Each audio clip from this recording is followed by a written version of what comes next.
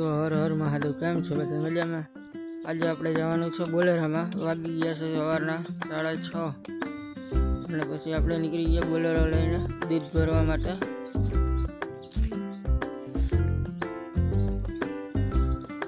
અને પછી પહોંચી ગયા આપણે વાડી વિસ્તારમાં.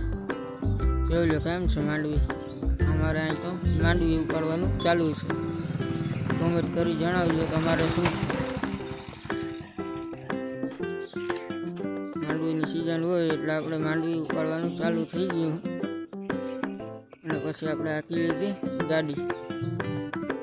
આપણે આવીએ ને ગાડી ન હાંકીએ એવું તો કોઈ બને જ નહીં.